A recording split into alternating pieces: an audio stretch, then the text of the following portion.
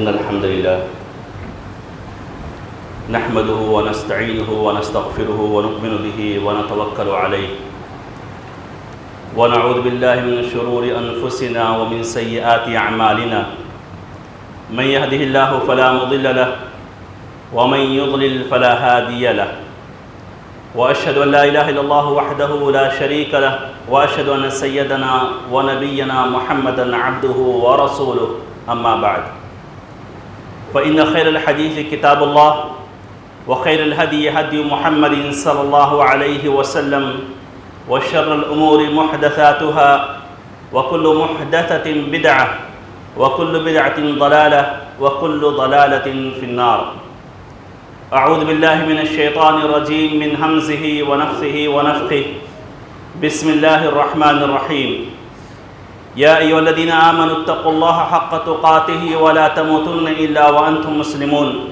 يا أيها الناس اتقوا ربكم الذي خلقكم من نفس واحدة وخلق منها زوجها وبث منهما رجالا كثيرا ونساء واتقوا الله الذي تساءلون به والأرحام إن الله كان عليكم رقيبا. يا أيها الذين آمنوا اتقوا الله وقولوا قولا سديدا يصلح لكم أعمالكم ويغفر لكم ذنوبكم ومن يطع الله ورسوله فقد فاز فوزا عظيما. وقال الله عز وجل في موضع آخر في كتابه المجيد: ويوم يعض الظالم على يديه يقول يا ليتني اتخذت مع الرسول سبيلا يا ويلتى ليتني لم أتخذ فلانا خليلا لقد أضلني عن الذكر بعد إذ جاءني وكان الشيطان للإنسان خذولا. محترم حاضرین جمعہ، قابل قدر بزرگوں، نوجوان ساتھیوں، پردہ نشین مائیں اور بہنیں، سب سے پہلے تمام طرح کی تعریف، حمد و ثنا، بڑائی اور کبریائی اللہ رب العزت کے لیے لائق اور زیبا ہے، جو سارے جہان کا خالق و مالک ہے، جو اپنی ذات میں، اپنے اقوال میں، اپنے افعال میں، اپنے صفات میں، اپنے ناموں میں یکتا ہے، بے مثال ہے، اس کا کوئی ساجی اور شریک نہیں، وہی تنہا عبادت کے لائق ہے۔ بعدہ درود السلام ہو تمام انبیاء اور رسل پر، بالخصوص ہمارے آخری نبی احمد مجتبیٰ محمد مصطفیٰ صلی اللہ علیہ وسلم پر، جنہیں اللہ رب العزت نے اس امت کا ہادی، قائد اور رہنما بنا کر مبعوث فرمایا۔ حاضرین کرام، خطبہ مسنونہ کے بعد میں نے آپ کے سامنے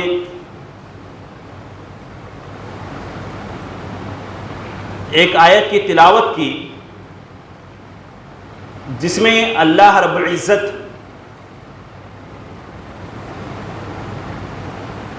مشرکین کا، منافقین کا،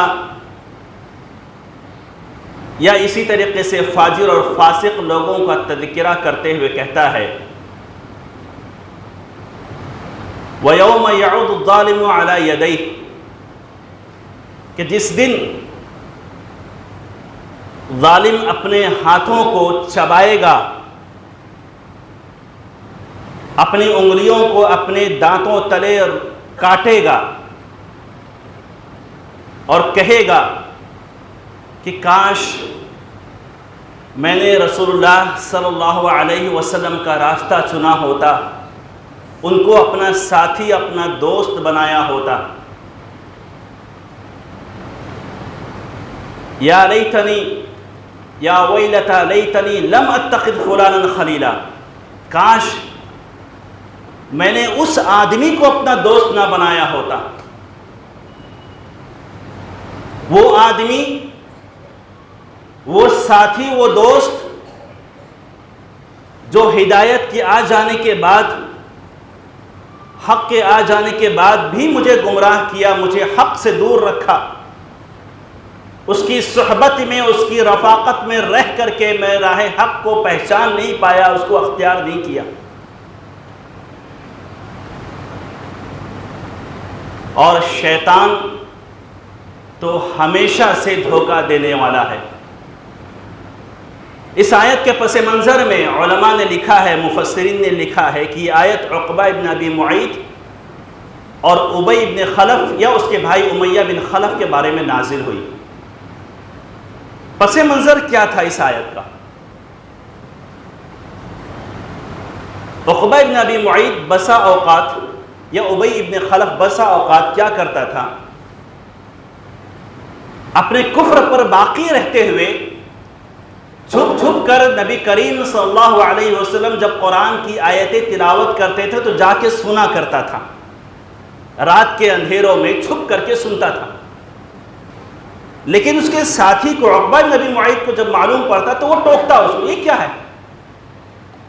مطلب یہ کیا طریقہ ہے، تم جا کر کے چھپ چھپ کر کے سن رہے ہو؟ اور یہ شرم کے مارے یا دوستی کی خاطر، ارے میں تو ایسے ہی سنتا ہوں، میرا کوئی ارادہ نہیں ہے، میں تو کمیاں نکالنے کے لیے سنتا ہوں. اسی طریقے سے ایک مرتبہ عقبہ ابن ابی معیط نے، جو اس کا ساتھی تھا ابی ابن خلف کا، دعوت لیا. اللہ کے رسول صلی اللہ علیہ وسلم بھی اس دعوت میں مدعو تھے.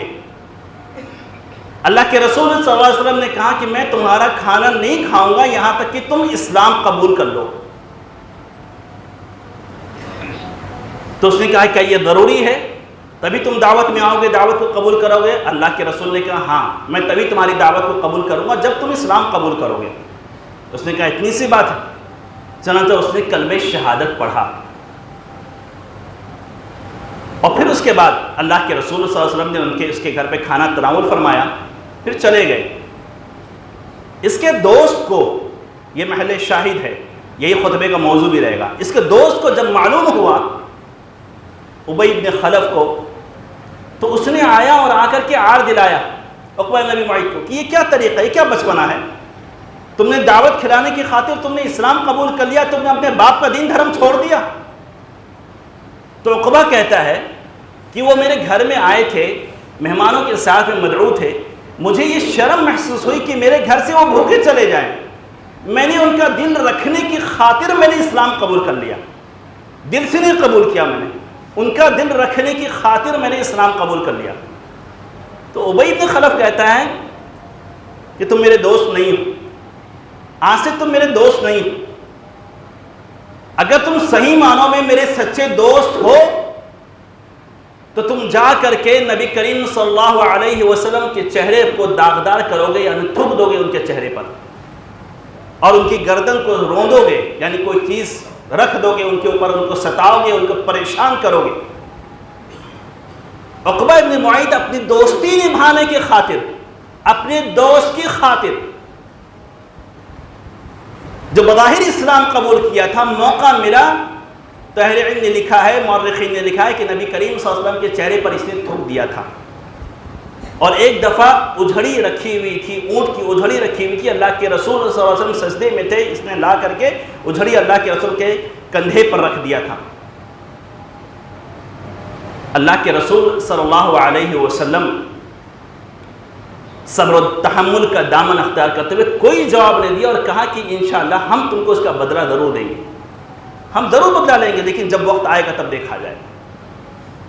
اور پھر آگے چل کر کے وہ وقت آیا کہ جب عقبہ بن ابی معیط غزوہ بدر میں قتل کیا گیا، کفر کی حالت میں قتل کیا گیا. اس آیت کا پس منظر اور اس قصے کا پس منظر یہ ہے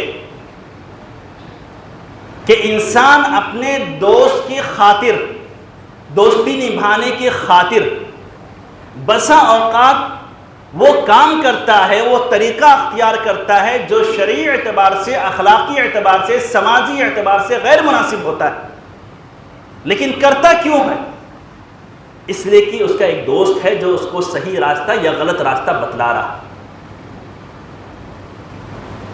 غرض یہ کہ ہماری زندگی میں دوست کا کتنا بڑا کردار ہوتا ہے اور کتنی اہمیت رکھتا ہے، اور ہمارے اپنے طرز عمل میں، ہمارے سلوک میں، ہمارے چال چلن میں، ہماری زندگی میں اس کا کردار کتنا اہم ہوتا ہے، آپ اندازہ لگائیں اس واقعے سے اور اس آیت کے پس منظر میں. اور اللہ رب العزت نے اسی لیے ایسے دوست اور ایسی صحبت اختیار کرنے کی مذمت کی ہے جو غلط راستہ بتلائے، غلط راستہ دکھائے. حقیقت یہ ہے کہ انسان کی زندگی میں دوست بہت اہمیت رکھتا ہے. ہر رشتے کے رنگ ہوتے ہیں، اپنا ایک مخصوص رنگ ہوتا ہے ہر رشتے کا، لیکن دوستی کا رشتہ ایک ایسا رنگ رکھتا ہے نا کہ جس میں سارے رنگوں کا رنگ ہوتا ہے۔ انسان اپنے دوست سے وہ باتیں کہہ سکتا ہے جو اپنے گھر والے اپنی بیوی سے نہیں کہہ سکتا، اپنے بھائی سے نہیں کہہ سکتا، لیکن اپنے دوست سے اپنے دل کی وہ بات کہہ سکتا ہے۔ اگر اچھا دوست ہے تو زندگی کی تمام کٹھنائیاں آسان ہیں، اگر اچھا وفادار ساتھی ہے تو زندگی کی ساری مصیبتیں آسان ہیں، ساری پریشانیاں آسان ہیں۔ ہنستے کھیلتے زندگی کیسے گزر جاتی ہے، بڑے بڑے غم کیسے انسان کے اوپر سے نکل جاتے ہیں، احساس ہی نہیں ہوتا اگر اچھا دوست ہمارے ساتھ ہے تو۔ لیکن اگر وہی دوست برا ہو، بے وفا ہو، مخلص نہ ہو تو بجائے رحمت بننے کے وہ زحمت بن جاتا ہے، بجائے ہمارا معاون کرنے کے، اور خاص طور سے ایسے وقت میں جب مصیبت کی گھڑیوں میں ہمیں ضرورت ہے، اگر اچھا دوست نہ ہو تو بجائے ہماری مصیبت کو ہلکا کرنے کے لیے ہماری مصیبت کو اور بڑا کر دیتا ہے، اور پریشانی میں مبتلا کر دیتا ہے۔ اچھا دوست ہوتا ہے تو کہتا ہے کوئی مسئلہ نہیں، کوئی ٹینشن مت لو، ہم ہیں نا تمہارے ساتھ، تو پھر انسان جھیل جاتا ہے، اس کو برداشت کر لیتا ہے۔ لیکن برا دوست ہوتا ہے، غلط دوست ہوتا ہے، غلط صحبت، غلط سنگت میں ہم رہتے، تو بجائے اس کے کہ وہ ہمارے خیر کی طرف رہنمائی کرے، ہمیں حوصلہ دے، ہمیں بڑھاوا دے، ہمارا ساتھ دے، ہمارے ہمتوں کو، ہمارے حوصلوں کو توڑنے کا کام کرتا ہے۔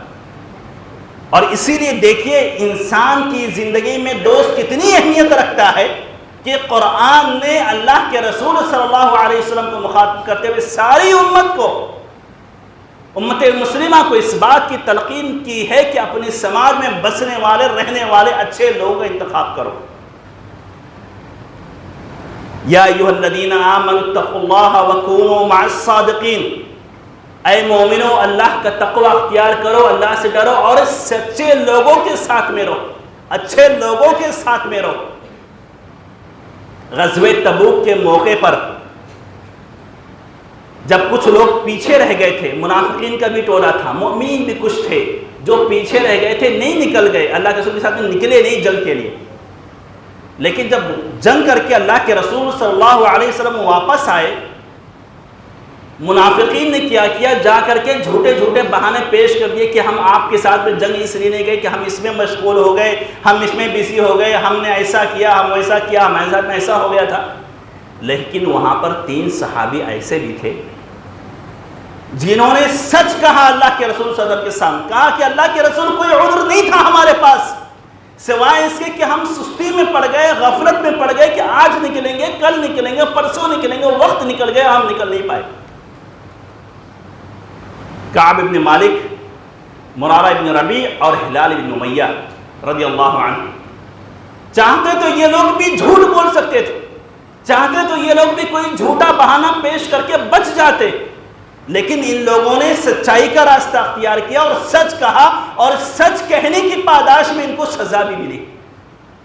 50 دن تک اہل مدینہ نے ان کا بائیکاٹ کیا اللہ کے رسول صلی اللہ علیہ وسلم کے حکم سے کہ لوگ دور رہو ان سے، کٹ جاؤ ان سے۔ یہ کہتے تھے کہ زمین کشادہ ہونے کے باوجود ہمیں تنگ لگتی تھی، ہمیں گھٹن محسوس ہوتی تھی، کوئی ہم سے بات نہیں کرتا تھا، کہ اسی سماج میں، اسی محلے میں ہم پلے بڑے، لوگ ہم سے منہ پھیرے ہوئے، کوئی ہم سے بات نہیں کر رہا ہے، بڑی گھٹن ہوتی تھی ہمیں۔ وہ 50 دن بڑے سخت گزرے، وہ سزا کے طور پر تھے ان کے لیے، حالانکہ ان لوگوں نے سچ کہا تھا لیکن وہ سزا کے طور پر تھا۔ لیکن ان لوگوں نے سچائی کا راستہ اختیار کیا، سچائی پر ڈٹے رہے، تو پھر اللہ نے ان کی تعریف کی اور ان لوگوں کو قدوہ اور ماڈل بنایا پورے سماج کے لیے۔ یا ایھا الذین آمنوا اتقوا اللہ وکونوا مع الصادقین، کہ اے مومنو اللہ سے ڈرتے رہو ہر حال میں اور سچے لوگوں کے ساتھ میں رہو، ان لوگوں کی صحبت اختیار کرو۔ یہ وہ لوگ تھے، ان کے حق میں آیتیں نازل ہوئیں، جن کی تعریف اور جن کا تذکرہ قیامت کی صبح تک کیا جائے گا۔ تو دوست کا یہ کردار ہوتا ہے اور اسلام نے ایسے ہی دوستی اختیار کرنے پر ابھارا ہے جو آپ کو استقامت، بالخصوص آج کا دور فتنوں کا دور ہے، جب دین کے تحفظ کا مسئلہ ہے، ایمان کے تحفظ کا مسئلہ ہے، حیا کے تحفظ کا مسئلہ ہے، فتنوں کا دور ہے، ایک فتنہ ختم نہیں ہوتا دوسرا فتنہ کھڑا ہو جاتا ہے، پھر تو ضرورت اس بات کی اور بڑھ جاتی ہے کہ ہم ایسے فتنے کے دور میں ایسے لوگوں کو اپنا ساتھی بنائیں، اپنا دوست بنائیں جو ہمیں اطاعت پر، اللہ رب العزت کی اطاعت پر ابھارے، جو ہمیں دینداری پر ابھارے، جو ہمیں اچھے اخلاق اپنانے پر ابھارے، جو ہمیں نمازیں پڑھنے کی تلقین کرے، جو ہمیں اچھے اخلاق اپنانے کی تلقین کرے، ایسے دوست ہمارے ساتھ رہے جو فتنوں کے وقت میں ہمارے ساتھ رہے۔ اسی لیے مخاطب اللہ کے رسول صلی اللہ علیہ وسلم، لیکن تلقین ساری امت کو، وَاصْبِرْ نَفْسَكَ مَعَ الَّذِينَ يَدْعُونَ رَبَّهُمْ بِالْغَدَاةِ وَالْعَشِيِّ يُرِيدُونَ وَجْهَهُ۔ اے نبی، آپ ان لوگوں کا ساتھ اختیار کیجئے، ان لوگوں کو اپنا ساتھی بنائیے، اپنا دوست بنائیے، بالکل کٹر دوست، پکے دوست۔ کن لوگوں کو؟ الَّذِينَ يَدْعُونَ رَبَّهُمْ بِالْغَدَاةِ وَالْعَشِيِّ، وہ لوگ جو اپنے رب کو صبح شام پکارتے ہیں، تقوی دینداری میں سب سے آگے ہیں، اہل صلاح اور اہل زہد اور اہل تقوی ہیں، ایماندار ہیں، دیندار ہیں، متقی ہیں، پرہیزگار ہیں، نمازی ہیں، صدقہ خیرات میں آگے رہنے والے ہیں، خیر کے کاموں میں آگے رہنے والے ہیں۔ ایسے لوگوں کا ساتھ اختیار کیجئے اور ایسے لوگوں کے ساتھ میں رہیے، یریدون وجہ، جن کا مقصد صرف اور صرف اللہ رب العزت کی رضا حاصل کرنا۔ وَلَا تَعْدُ عَيْنَاكَ عَنْهُمْ تُرِيدُ زِينَةَ الْحَيَاةِ الدُّنْيَا، اے نبی پھر اپنی نگاہوں کو ان سے ہٹنے مت دیجئے، یعنی اللہ رب العزت اللہ کے رسول کو یہ تلقین کرا کہ ایسے لوگوں کا ساتھ سختی سے پکڑیے، لازمی طور پر اختیار کیجئے جو دیندار ہوتے ہیں، نگاہوں کو ہٹنے مت دیجئے۔ لوگ دنیاوی زندگی چاہتے ہیں، کیا آپ دنیاوی زندگی چاہتے ہیں؟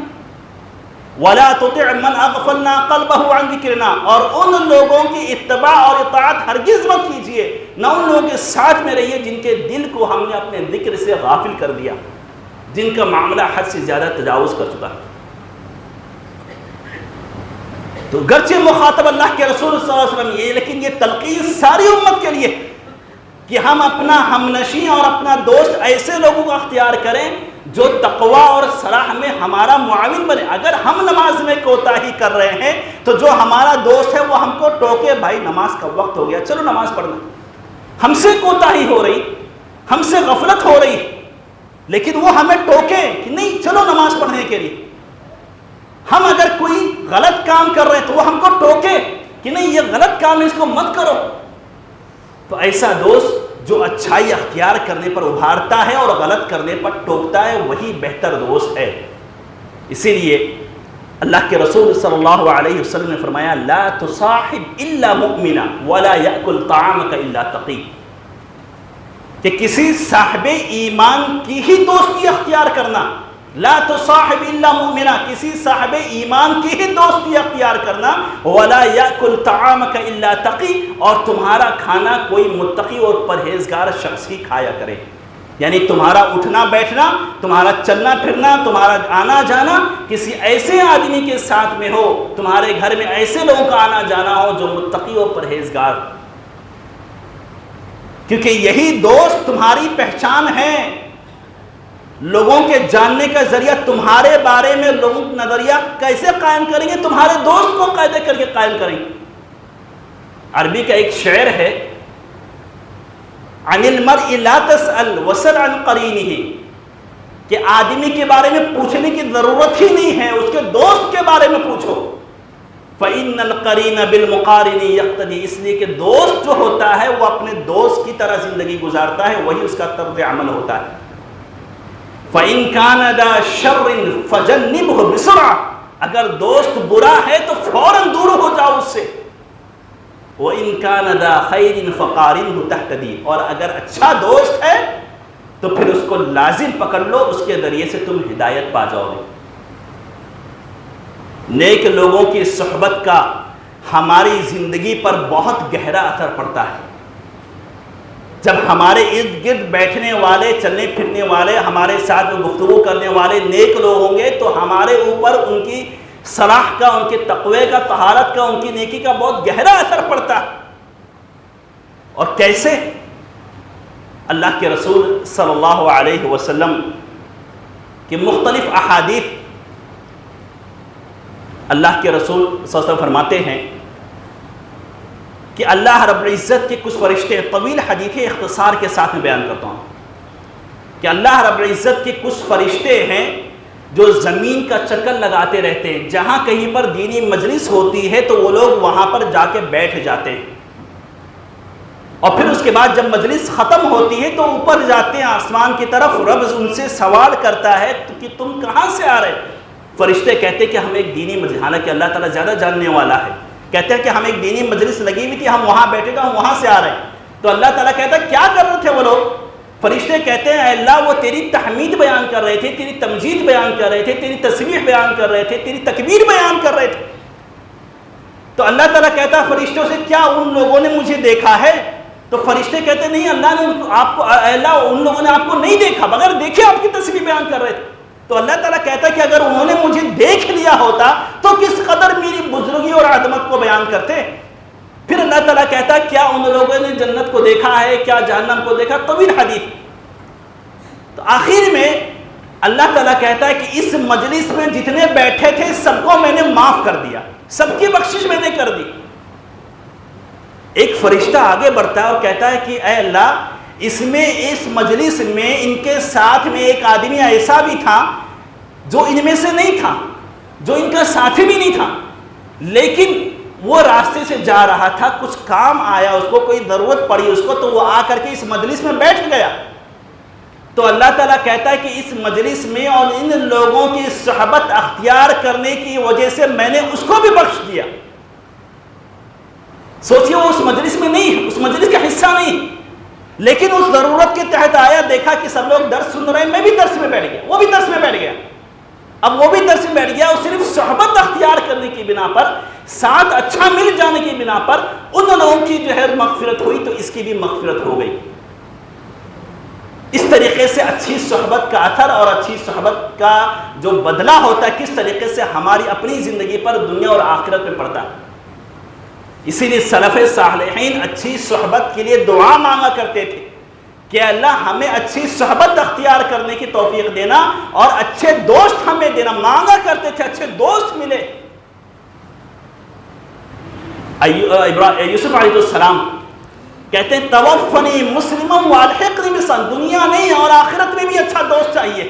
توفنی مسلمم والحقنی بالصالحین، کہ اللہ مجھے وفات دینا اور مجھے نیک لوگوں کا ساتھی بنا دینا آخرت میں، نیک لوگوں کا ساتھی بنا دینا مجھے آخرت میں۔ عمرو بن عودی کہتے ہیں،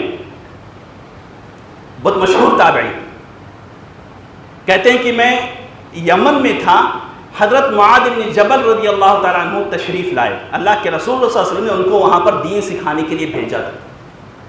کہہ رہے کہ وہ آئے تو میں نے ان کی صحبت اختیار کی، میں نے ان کو اپنے آپ کو ان کا ساتھی بننے کے لیے محنت کیا کہ وہ ان کو مجھے ان کا ساتھ مل جائے۔ اور کہتے ہیں کہ جب تک وہ یمن میں رہے تب تک میں نے ان کی صحبت اختیار کی۔ مقصد کیا تھا صحبت کا؟ کہ ان کے تقوی کا اثر ہمارے اوپر پڑے گا، ان کی دینداری کا اثر ہمارے اوپر پڑے گا، ان کے اخلاق کا، ان کے کردار کا اثر ہمارے اوپر پڑے گا۔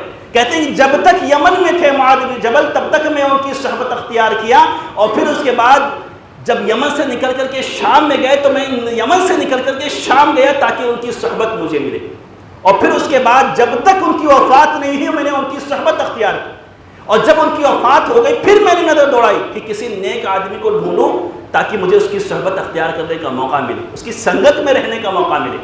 تو میں نے نظر دوڑایا تو مجھے عبداللہ بن مسعود رضی اللہ تعالیٰ عنہ نظر آئے، تو میں عبداللہ بن مسعود رضی اللہ تعالیٰ عنہ کی صحبت اختیار کی، یہاں تک کہ ان کا انتقال ہو گیا۔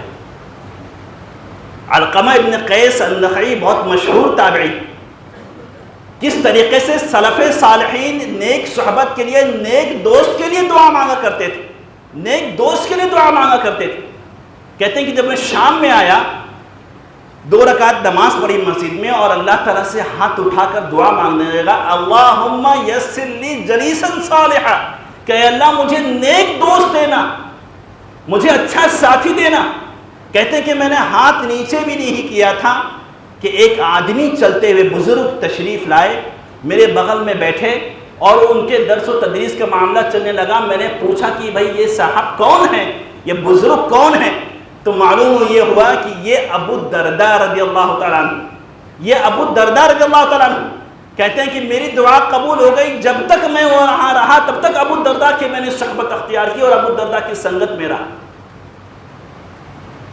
اسی طریقے سے حریث ابن قبیصہ مدینہ سے کچھ فاصلے پر رہتے تھے، جب مدینہ آئے تو مدینہ پہنچنے کے بعد ہاتھ اٹھا کر دعا مانگ رہے ہیں، اللہم یسر لی جلیسا صالحا، مجھے نیک صحبت دینا، نیک ساتھی دینا۔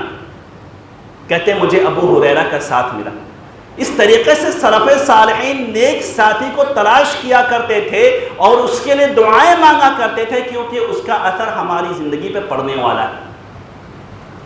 اسی لیے اللہ کے رسول صلی اللہ علیہ وسلم نے فرمایا، الرجل، بعض روایت میں آتا ہے المرء علی دین خلیلہ، کہ انسان کا طرز عمل، اس کا سلوک اس کے دوست کی طرح ہوتا ہے۔ فَلْيَنْظُرْ أَحَدُكُمْ مَنْ يُخَالِلُ، تو تم میں سے دیکھے کہ وہ کس کو دوست بنا رہا ہے، کس کو اپنا ساتھی بنا رہا۔ تو یہ دوست کا اثر ہماری زندگی پر اس قدر پڑتا ہے، اور اسلام نے اس قدر اچھے دوست اختیار کرنے پر ابھارا ہے۔ ایسی بہت ساری مثالیں، اور صحبت کا اثر کیسے پڑتا ہے میں نے مثال بیان کی، ایک چھوٹی سی مثال بیان کر اپنی گفتگو ختم کروں۔ حضرت حنظلہ کہتے ہیں ایک دفعہ گزر رہے تھے راستے سے، ابو بکر سے ملاقات ہوئی، ابو بکر نے پوچھا کہاں جا رہے حنظلہ؟ کہہ رہے نافق حنظلہ، حنظلہ منافق ہو گیا، اپنے آپ کو کہہ رہے میں منافق ہو گیا۔ صحبت کا اثر کیسے ہوتا ہے؟ جب نیک لوگوں کی صحبت اختیار کی جائے۔ کہتے ہیں حنظلہ منافق ہو گیا، ابو بکر کہتے ہیں کیا معاملہ ہے، یہ کون سی بات ہوگی؟ کہتے ہیں ہاں حنظلہ منافق ہو گیا۔ کہہ رہے ہیں کہ معاملہ کیا ہے؟ کہہ رہے ہیں کہ جب ہم اللہ کے رسول صلی اللہ علیہ وسلم کے پاس ہوتے ہیں تو اللہ کے رسول صلی اللہ علیہ وسلم جنت و جہنم کا تذکرہ کرتے ہیں تو ہمارے دل کی کیفیت کچھ اور ہوتی ہے۔ جب ہم اللہ کے رسول کی صحبت میں رہتے ہیں تو ہمارے دل کی کیفیت کچھ اور ہوتی ہے، ایسا لگتا ہے کہ جنت جہنم ہمارے سامنے ہیں۔ لیکن جیسے ہی ہم اللہ کے رسول کی مجلس سے نکلتے ہیں، اپنی دنیا میں مشغول ہو جاتے ہیں، بیوی بچوں میں مشغول ہو جاتے ہیں، کاروبار میں مشغول ہو جاتے ہیں، ہماری دل کی کیفیت بدل جاتی ہے، ہماری ایمانی کیفیت بدل جاتی ہے۔ ابو بکر کہتے ہیں حنظلہ یہی حال تو میرے ساتھ بھی ہے، جب میں کسی نیک آدمی کی صحبت میں ہوتا ہوں، بالخصوص اللہ کے رسول صلی اللہ علیہ وسلم کی جب صحبت میں ہوتا ہوں تو یہی کیفیت ہوتی ہے، اور جیسے ان کی صحبت سے باہر نکلتا ہوں تو کچھ اور معاملہ ہوتا ہے۔ یہ دونوں اللہ کے رسول صلی اللہ علیہ وسلم کی بارگاہ میں تشریف لاتے ہیں، پوچھتے ہیں کیا معاملہ ہے؟ حنظلہ کہتے ہیں کہ اللہ کے رسول حنظلہ منافق ہو گیا۔ اللہ کے رسول حنظلہ منافق ہو گیا۔ کہاں حنظلہ بات کیا ہے، کیوں اتنا پریشان؟ کہ اللہ کے رسول جب آپ کے ساتھ میں رہتے ہیں، آپ کی صحبت میں رہتے ہیں تو پھر کچھ معاملہ کچھ اور ہوتا ہے، اور جب آپ کی صحبت سے نکلتے ہیں تو معاملہ کچھ اور ہو جاتا ہے، دل کی کیفیت ہی بدل جاتی ہے۔ صحبت کا اثر ہوتا ہے۔ تو اللہ کے رسول کہتے ہیں کہ دیکھو یہ وقت کی بات ہوتی ہے، اگر وہی کیفیت جو دین کی مجلس میں ہوتی ہے، میری صحبت میں جو تمہاری کیفیت رہتی ہے، اگر یہی کیفیت ہمیشہ رہے اور ایسے ہی ڈرنے والے بن جاؤ تو فرشتے تمہارے ساتھ میں گھومیں گے پھریں گے۔ لیکن یہ وقت کی بات ہوتی ہے، صحبت کا اثر ہوتا ہے۔ تو یہ صحبت کا اثر ہماری زندگی پر پڑتا ہے۔ یہ تو ٹھیک ہے کہ شریعت نے، یہ بات تو ہو گئی کہ شریعت نے ہمیں اچھے دوست اختیار کرنے کا حکم دیا، لیکن ایک آخری بات، کیا ہم خود ایسے آدمی ہیں کہ ہم کسی کے اچھے دوست بن سکیں؟ یہ سوال ہم اپنے آپ سے کریں کہ کیا کوئی ہمارے ساتھ میں ہوتا ہے، نماز کا وقت ہوتا ہے اور ہم اس کو ٹوکتے ہیں کہ چلو بھائی نماز کا وقت ہو گیا، نماز پڑھنے چلو؟ کیا کوئی اخلاق سے گری ہوئی غیر اخلاقی حرکت کر رہا ہوتا ہے تو کیا ہم اس کی غلطی پر اس کو ٹوکتے ہیں؟ کیا ہمارا ساتھی کوئی غلط کام کا ارتکاب کر رہا ہوتا ہے، کسی حرام کام کا ارتکاب کر رہا ہوتا ہے تو کیا ہم اس کو ٹوکتے ہیں؟ کیا ہم خود اچھے دوست بننے کے لائق ہیں؟ ہم کو تو اختیار کرنا ہے، شریعت نے ہمیں تلقین کی ہے، تو ہم تو ڈھونڈ رہے ہیں اچھا دوست، دیندار اور متقی اور پرہیزگار۔